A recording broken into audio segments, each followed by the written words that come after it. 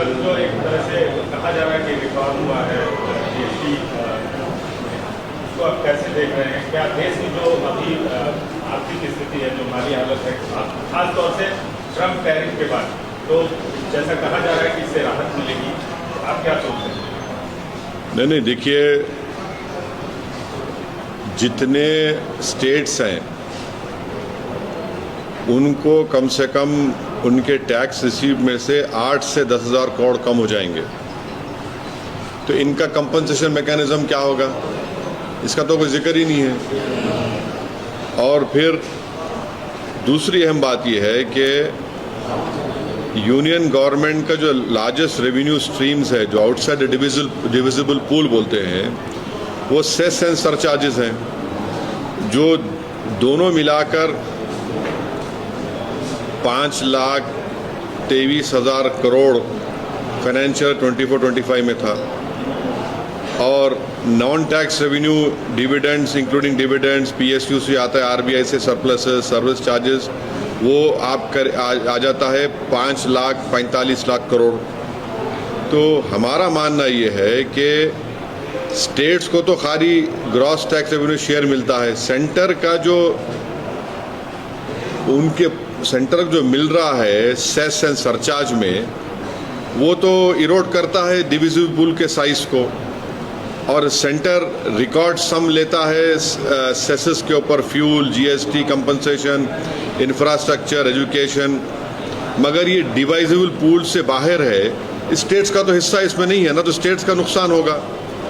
और फिर ये जो जीएसटी रिजीम, जीएसटी को आप रिड्यूस कर रहे हैं, मुझे लगता है कि स्टेट के फाइनेंसेस को डिसप्रोपोर्शनेटली हिट करेगा। और मिडिल क्लास टैक्स पेयर, आप सब ये बातें हो रही है, टैक्स पेयर का आप देखिए पिछले 6 साल में इनकम टैक्स कलेक्शंस जीएसटी से और कॉर्पोरेट टैक्स से आगे बढ़ चुके हैं। आप बजट डॉक्यूमेंट्स प्रोजेक्ट करते हैं पर्सनल इनकम टैक्स रिसीप्ट्स को 14,35,00,000 करोड़ के करीब, माने 21% जंप हो रहा है पिछले साल से। कॉर्पोरेट टैक्स आप देखिए सिर्फ 10,80,00,000 करोड़ के करीब हो रहा है। ये क्यों? तो जो शेयर है इंडिविजुअल टैक्सेस में टोटल रेवेन्यू का, वो बहुत ज़्यादा स्टीपली क्लाइंब हुआ है। अब आप गवर्नमेंट इनकम टैक्स राइज हो रहा है 23% से टोटल टैक्स रेवेन्यू को फाइनेंशियल 2018-19 में 34% में, बाई फाइनेंशियल 25 और 26 में। तो इन प्लेन टर्म्स अगर आप देखेंगे तो ordinary tax pay salaried and middle class families are shouldering a larger share of tax burden every year, and after paying income tax, Indians still face GST on goods and services, even essentials. अब example ये है, देखिए, इसमें अगर आप कोई गाड़ी लिए इस रिफॉर्म से पहले, तो गाड़ी खरीदने वाले को, for example, until this reform a car purchase incurred 28% of GST plus compensation cess up to 22%, meaning इसका मानी है कि buyers effectively paid nearly half the car's price as tax. Even with the rate cut, several cars will still face 40% GST. तो अब आप everyday groceries, medicines, household items remain in tax slab, so the tax income of citizens is taxed again at the point of spending. दूसरा ये है कि जो हम अभी अपना एक्सपर्ट से बात किए, उनका बोलना ये है कि जो 21 सितंबर से 18% होगा, तो उसका रिफंड प्रोविजन क्या होगा? वो इनको इनपुट टैक्स क्रेडिट में प्रोविजन नहीं है रिफंड का। अच्छा, सर्विसेज सेक्टर में आप 18 से 5% किए, मगर कोरियर आज भी 18% है।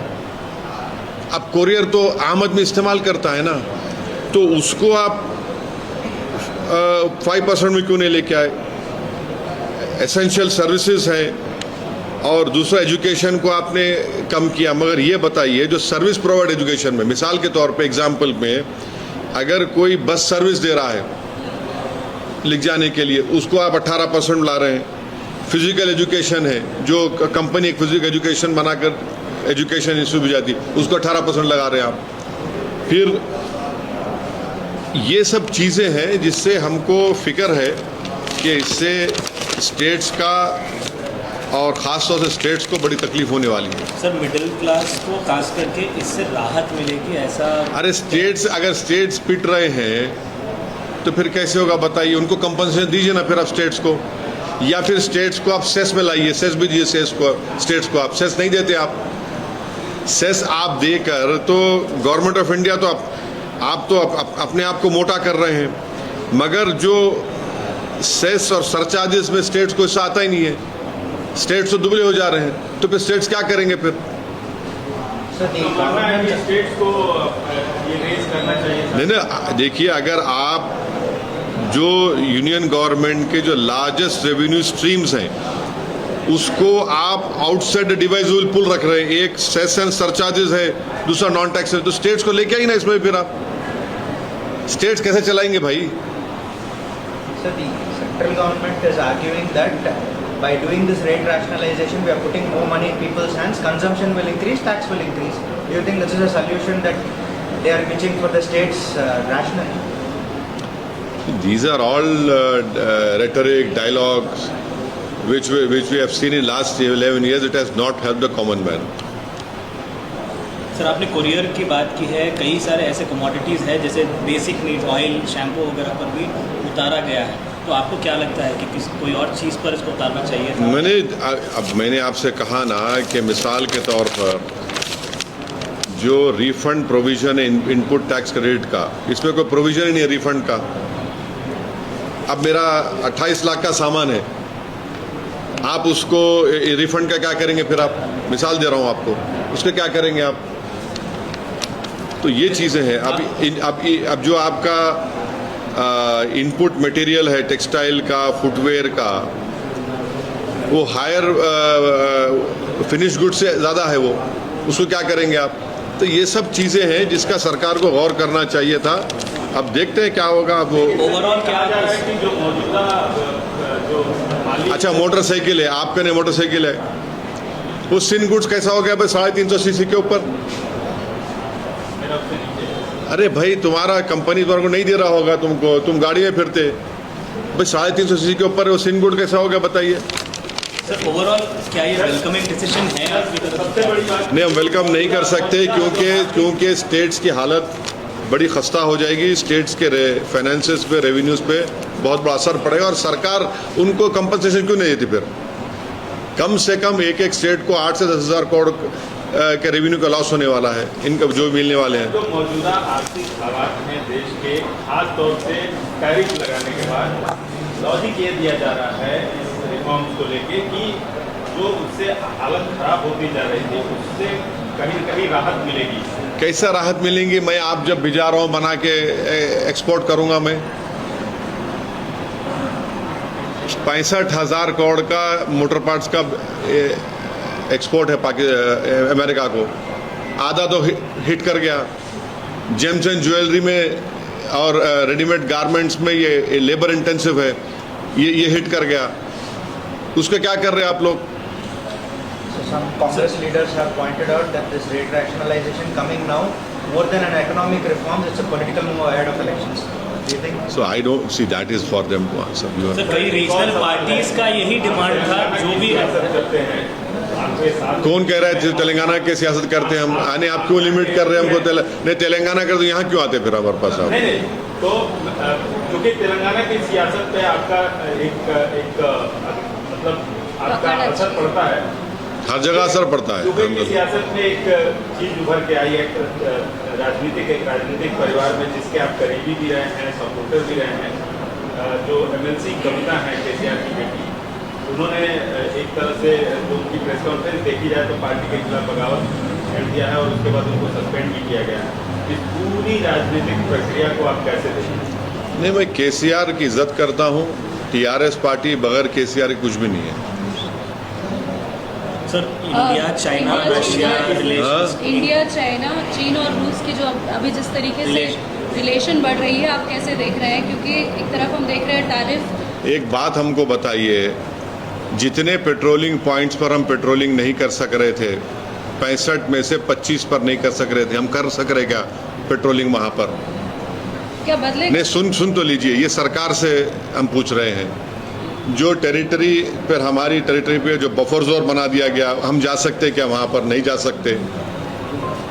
तीसरा, जो ट्रेड सरप्लस है चाइना के साथ, वो बढ़ता ही जाएगा या कम होगा? ये सरकार बता दे हमको। चाइना वन इंडिया पॉलिसी को नहीं मानता है, हम वन चाइना पॉलिसी को मान रहे हैं। कैसा हो रहा है बता रही?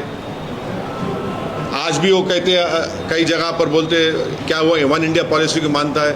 सरकार, हम सरकार से जवाब पूछ रहे हैं, ये जवाब देना चाहिए सरकार को। सर, हैदराबाद में दो तरफ जश्न का माहौल है, एक तरफ गणेश चतुर्थी, दूसरी तरफ मिलादुन नबी है, तो उसको लेकर डेट बढ़ाई गई है। आपका भी जो पब्लिक मीटिंग होती है उसको भी बढ़ाई गई है। ठीक है, अब ये आइंदा साल से नहीं होगा, क्योंकि जब काफ़ी 10-11 दिन का उसमें फासला आएगा, क्योंकि हैदराबाद के अमन के लिए, तेलंगाना के अमन के लिए मैं शुक्रगुजार हूँ हैदराबाद और तेलंगाना के तमाम मुस्लिम कम्युनिटी के उलमाओं का, ऑर्गेनाइजेशंस का, कि उन्होंने सब मिलकर ये फ़ैसला लिया और मीलाद जुलूस पूरे तेलंगाना में 14 सितंबर के दिन, इतवार के दिन निकाला जाएगा कामयाबी के साथ। और हमारा मानना यह है कि रसूलुल्लाह सल्लल्लाहु अलैहि वसल्लम का मीलाद जो है वो तो दुनिया में होता आया है और सुबह क़यामत तक होता रहेगा इंशाअल्लाह ताला। तो ये एक अमन की खातिर और अमन को मजबूत करने के लिए एक फ़ैसला लिया गया है। पिछले साल भी लिया गया था और इस साल भी लिया गया है, और आइंदा साल से हमको ये मालूम हुआ है कि 10-11 दिन का फासला रहेगा। तो हम यही चाहते हैं कि बस अमन रहे और हर कोई अपने अपने त्यौहार को, और ख़ास तौर से ईद मिलादुन नबी को, जश्न रहमतुल्लाह अलैहि सल्लल्लाहु अलैहि वसल्लम को अपने पूरे खुशू और खुजू के साथ और पूरी रूहानियत के साथ उसको हम मनाएंगे और मनाते जाएंगे। सर, जैसे डिप्लोमेटिक 17 तारीख को लिबरेशन डे। नहीं, हमको एक बात बताइए, जम्मू में क्यों नहीं मना, कश्मीर में क्यों नहीं मनाते आप लोग? कश्मीर का जो जितने राजा थे वो पूरे तो गोरों के नीचे थे, अंग्रेज़ों के नीचे थे। आपका मुख्यमंत्री जो एक ट्रंकेटेड सीएम है JNK का, उसको अपनी दीवार कूद के जाना पड़ा मार्टियर्स डे मनाने के लिए। जो लोग मर गए थे उस राजा के खिलाफ निकल कर, और वो राजा जिसको अंग्रेज सपोर्ट कर रहे थे, आप वहाँ पर कश्मीर में मना नहीं दिए, पूरों को आप बंद कर दिए। ये हिपोक्रेसी क्यों है? और फिर आप क्यों नहीं मानते मौलाना अलाउद्दीन को, जो मक्का मस्जिद से अंग्रेज़ों के ख़िलाफ़ निकल कर, तुर्रेबाज खां को, इतने बड़े बड़े लोग हैं, आप बात करिए ना उनकी, आप उसको सिर्फ हिंदू मुस्लिम कर देते। यही तो इनकी हिपोक्रेसी है बीजेपी की यहाँ पर। भारत की डिप्लोमेटिक स्ट्रैटेजी को आप कैसे देख रहे हैं? क्योंकि टैरिफ्स की जहां बात आती है तो यहाँ पर हम देख रहे हैं कि रूस, चाइना और भारत एक साथ दिख रहे हैं, जबकि अमेरिका नहीं, देखिए एक बात हमको बताइए, ठीक है हम ऑयल खरीद रहे रशिया से, और कम क्यों नहीं हो रहा भाई कीमत उसकी? वो क्यों नहीं हो रहा कम? वो तो बताओ।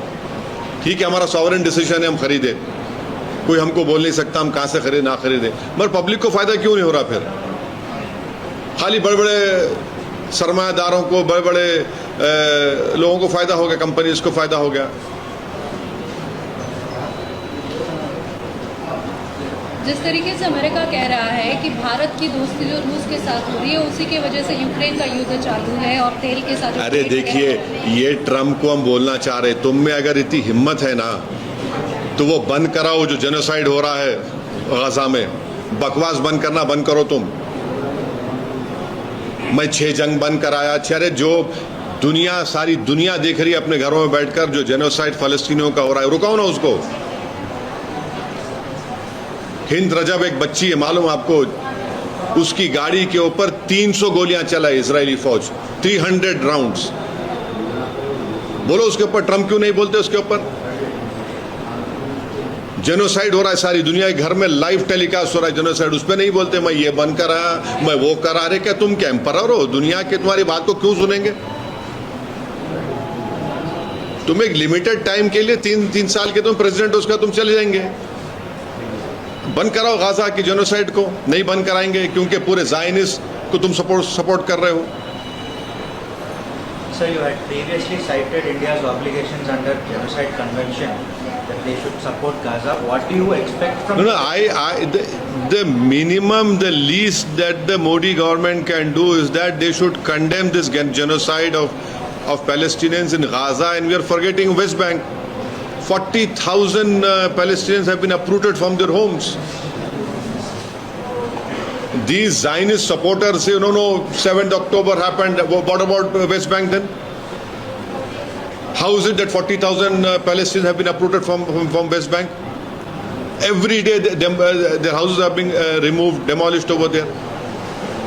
Why can't the Modi government, if they really stand with Global South, they should condemn this genocide being perpetrated by this fellow called Benjamin Netanyahu, who's a threat to the world peace.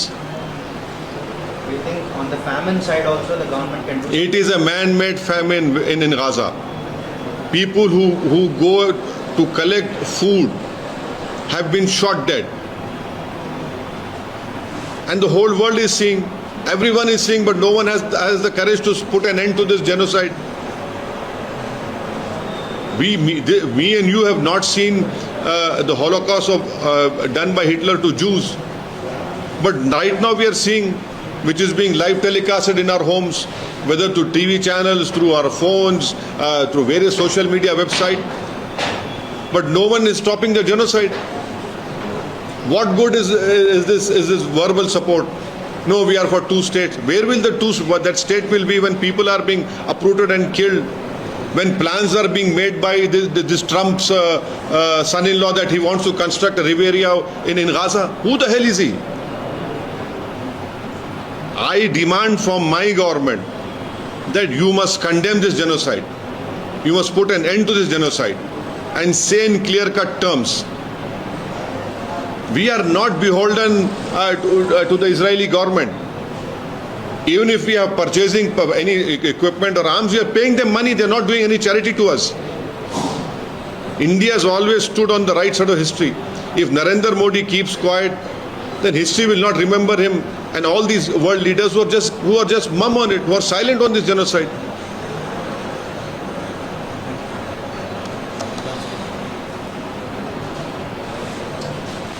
जैसे भारत पर आरोप लगाया जा रहा है पाकिस्तान को लेकर हो या फिर युद्ध यूक्रेन को लेकर हो, डिप्लोमेसी और अब तक जिस तरह से भारत रहा है कि हम हमेशा ये कहते हैं कि युद्ध हमारे लिए कभी बिल्कुल हम देखिए, हम अपने आप को कभी भी इस बात को मंजूर नहीं करेंगे कि हमको पाकिस्तान के साथ हाइफनेट कर दिया जाए। और ट्रम्प बराबर बोले जा रहे हैं।